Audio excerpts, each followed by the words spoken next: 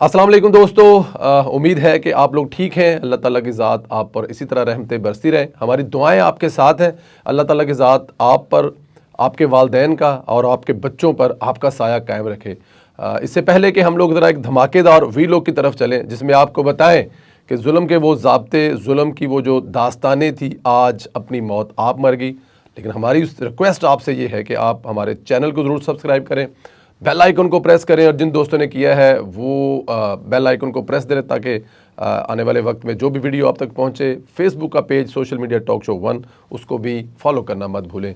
जी दोस्तों, ताहयात नहली एक ऐसे इंसान की तरफ से बनाई गई सज़ा जो आज गलाजत का ढेर बना हुआ है। जी, साकब निसार साहब, जिन्होंने उस वक़्त के वज़ीर आज़म को, जो पाकिस्तान की अवाम के वोटों से इलेक्ट होकर पार्लियामेंट आए थे, जिसके बारे में जावेद हाशमी साहब बहुत पहले बता गए थे कि इस दफ़ा नवाज शरीफ की हुकूमत तो घर जाएगी, लेकिन किसी छड़ी की सूरत में, किसी स्टिक की सूरत में नहीं, बल्कि अदालतों के ज़रिए जाएगी। और फिर ऐसा हुआ, जब इमरान खान सड़कों पर धक्के खा रहा था तो वहाँ से एक कॉल आई, एक मैसेज आया, उधर क्या कर रहे हैं, हमारे पास आए, हम आपका काम कर देते हैं, हम 3 दफ़ा के वज़ीर आज़म को घर भेज देते हैं, हम कोई ना कोई बहाना ढूंढ लेंगे, हम कोई ना कोई अकामा निकाल लेंगे, कोई जगह ना भी बनी तो बना लेंगे, कोई सज़ा ना भी बने तो भी बना लेंगे। फिर ऐसा हुआ, वो बड़ी सारी महफिल लगी, मियाँ साहब को समझाने वालों ने समझाया कि आप ऐसा क्यों कर रहे हैं,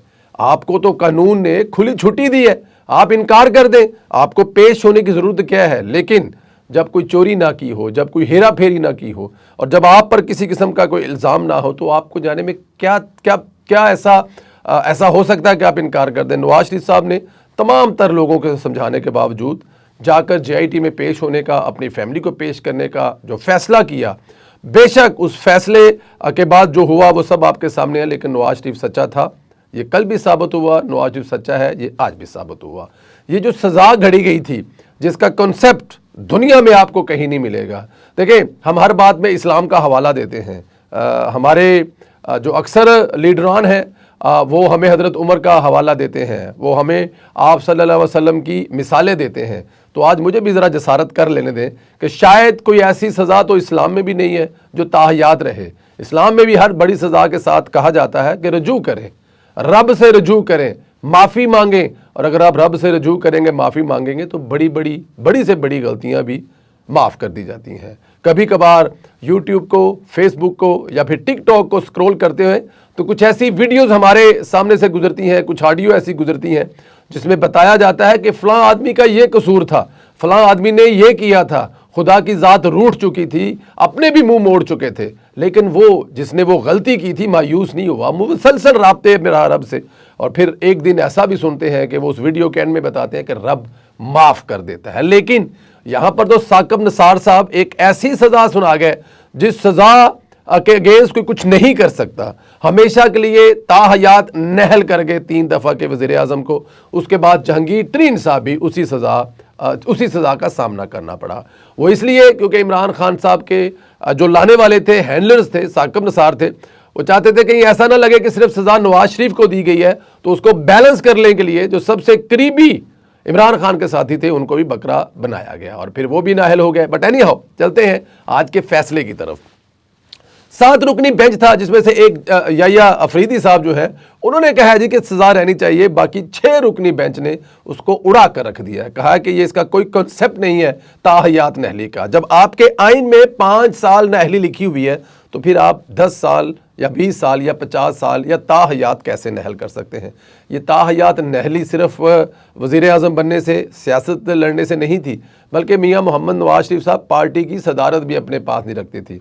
जब दिल ना भरा साकब निसार का, जब दिल ना भरा उन तमाम ताकतों का जिन्होंने नवाज शरीफ को इक़्तिदार से बाहर निकाला था, उन्होंने कहा नहीं, ये सिर्फ वज़ारत उज़्मा से नहीं, ये पार्टी का कोई इलेक्शन नहीं लड़ सकते, पार्टी का कोई ओहदा नहीं रख सकते, पार्टी के किसी भी किए हुए लेटर पर सिग्नेचर इनके काबिल कबूल नहीं है। 50 से ज़ायद ऐसे सेनेटर जो आगे जाकर इलेक्शन लड़ने वाले थे, जो अपने हाथों से नवाज शरीफ ने साइन किए थे, उनको टिकटें अनाउंस की थी, वो तक वापस करवा दी थी और उन सेनेटर को आज़ाद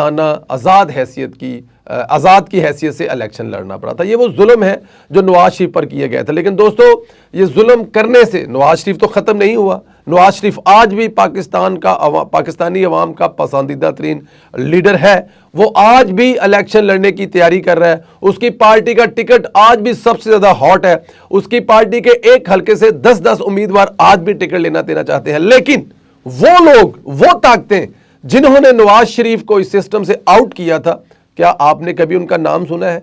एक का नाम जनरल बाजवा था, दूसरे का नाम जनरल फैज़ था, तीसरे का नाम साकब नसार था, चौथे का नाम इमरान खान था। ये चार के ट्राइके ने जो तबाही मचाई, नवाज शरीफ को तो सियासत से आउट कर दिया, नवाज शरीफ को कुछ देर के लिए अवाम से दूर कर दिया, नवाज शरीफ को और उसकी बेटी को नाजायज सजाएं सुनाकर जेलों में डाल दिया। लेकिन नवाज शरीफ पूरी आबोताब के साथ दोबारा सियासत के सितारे की तरह वो उफक पर हैं। लेकिन क्या जो चार नाम मैंने लिए हैं उनमें से किसी का नाम आपने आखिरी दफ़ा कब सुना है? इमरान खान साहब इस वक्त जेल में एड़ियाँ रगड़ रहे हैं और अपने आखिरी अयाम जेल में गुजार रहे हैं, उसी गुस्से के साथ कि अब भी जब वो छूटेंगे तो पाकिस्तानी ब्यूरोक्रेसी को जो हिस्सा बन रही है इमरान खान को सजाएं सुनाने में या उन पर फ़र्द जुर्म आयद करने के लिए जेल में जाते हैं, उनको धमकियाँ लगा रहे हैं, उनको गालियाँ निकाल रहे हैं कि मैं अगर ताकत में दोबारा आया, इक़्तिदार में अगर मैं दोबारा आया तो मैं तुम लोगों पर आर्टिकल 6 लगाऊंगा। सिवाय इसके इमरान खान और कुछ नहीं कर सकता। साकब नसार सबसे बड़ा मुजरम इस पूरी साजिश का, जिसने ये सब कुछ किया था, जिसने जमहूरियत, चलती जमहूरियत को रोकने की कोशिश की। जमहूरियत तो ना रुकी, लेकिन एक डिक्टेटर भी नहीं कह सकते, लेकिन ये एक डिक्टेटर कह भी सकते हैं। इमरान खान साहब की सूरत में जो इस कौम को मिला वो आपके सामने था। साकब नसार साहब ने किस लालच पर यह सब किया हमें इस बात का तो नहीं पता, लेकिन उसी के दौरान उसके बेटे की महंगी तरीन हमने शादी देखी। उसकी बहू के लिए हिंदुस्तान के टॉप जो डिज़ाइनर थे उनके हाथ साफ बना लहंगा भी हमने देखा। वहाँ पर मेहमानों की तादाद भी हज़ारों में देखी। क्या यही कीमत थी साकब नसार साहब की नवाज शरीफ को सिस्टम से निकालने के लिए, या इसके अलावा कुछ और भी था? जनरल बाजवा, जिनको बकौल जनरल बाजवा के कि इमरान खान से मोहब्बत हो गई थी, हम इमरानडू हो गए थे, हम यूथिये बन गए थे और उस मोहब्बत में ये सब कुछ कर गए थे। लेकिन बहुत जल्द उनको भी एहसास हो गया। क्या नाम सुना है उन्होंने आपका? कभी नाम नहीं सुना होगा। जनरल रिटायर्ड फैज़ हमीद साहब, जिनको ये उम्मीद थी कि अगर इमरान खान साहब जो है वो अगली टेनोर के लिए वज़ीर-ए-आज़म मुंतखब हो जाएंगे तो वो खुद ब खुद आर्मी चीफ बन जाएंगे, और अगर वो आर्मी चीफ बन जाएंगे तो फिर वो इमरान खान साहब के साथ मिलकर एंजॉय करेंगे, इमरान खान के साथ मिलकर इस कौम पर मज़ीद जुल्म करेंगे। अपनी उनकी कुर्सियाँ सलामत रहेंगी, चाहे इस मुल्क का बेड़ा गर्क हो जाए, जो कि हुआ। आपकी 5.9 की GDP 0 पर गई, आपके साथ बिजली के बिलों के साथ जो आपने देखा, आपकी इकॉनमी का बेड़ा गर्क, हर चीज़ तबाही हुई। लेकिन नहीं तबाह हुए तो लग रहा था कि इमरान खान या फिर जनरल फैज़, लेकिन आहिस्ता आहिस्ता तमाम दिए बुझ गए, आहिस्ता आहिस्ता तमाम के तमाम वो अंधेरे जो छट गए। और आज की सज़ा के बाद जो एक छोटी सी तलवार थी, जो लगता था कि किसी लेवल पर जाकर, किसी फेस में जाकर नवाज शरीफ के लिए कुछ मुश्किलात पैदा हो सकती हैं, वो भी सब 0-0 होगी, वो सब ख़त्म भी हो गई। और नवाज शरीफ आज से वो जो एक वैसे तो सबको पता है कि ऐसा कुछ होने वाला नहीं था। मियां मोहम्मद नवाज शरीफ साहब की जो 5 साल की नहली थी वो ख़त्म हो चुकी थी, लेकिन फिर भी किसी भी जगह पर कोई भी शरारत हो सकती थी। उस शरारत को भी हमेशा के लिए ख़त्म कर दिया गया है। और आज उस शरारत के ख़त्म होने के बाद मियां मोहम्मद नवाज शरीफ साहब और पाकिस्तान के तमाम वो ऐसे सियासतदान जिनके सर पर यह तलवार लटक रही थी कि वो ताहयात पाकिस्तानी सियासत नहल है, वो हमेशा के लिए ख़त्म हो गई है। मियां मोहम्मद नवाज शरीफ साहब पहले भी इलेक्शन लड़ने जा रहे थे, लेकिन आज जो मैं कह रहा हूँ, इससे पहले भी कह चुका हूँ कि जो थोड़ा बहुत भी ख़तरा था वो भी 0-0 हो गया है। अल्लाह ताला की ज़ात जो है वो ये आज का फ़ैसला नवाज शरीफ के लिए नहीं, जहांगीर तरीन के लिए नहीं, पाकिस्तानी सियासत में हर उस सियासतदान के लिए नेक शगुन है जिसे कल इस किस्म की कोई सज़ा सुनाई जा सकती थी। और इस किस्म की सज़ा सुनाने के लिए स्वाय बोगस के और कोई वजह नहीं हो सकती। ये उसी को सुनाई जानी है, ये उसी को सुनानी है जो ताकतवर हलकों को मंजूर नहीं होगा। नवाज शरीफ मंजूर नहीं था और जहांगीर तरीन को बैलेंस करने के लिए सज़ा दी गई थी। दोनों की सज़ा ख़त्म हो गई है। दोनों की सज़ा इससे पहले ख़त्म हो चुकी थी, लेकिन जो एक तलवार लटक रही थी वो हमेशा के लिए ख़त्म हो गई। अल्लाह ताला की ज़ात आप लोगों को अपने हिफ्ज़ अमान में रखे, अल्लाह ताला की ज़ात आप लोगों को खुश रखे।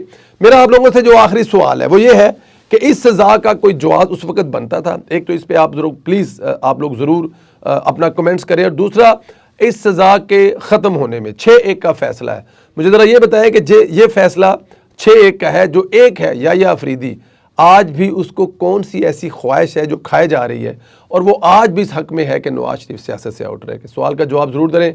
हमारे चैनल को सब्सक्राइब करें, बेल आइकन को प्रेस करें, social media talk show 1 Facebook का जो पेज है उसको ज़रूर फॉलो करें। मुझे इजाज़त दें, अपना ख्याल रखें, खुदा हाफिज़ दोस्तों।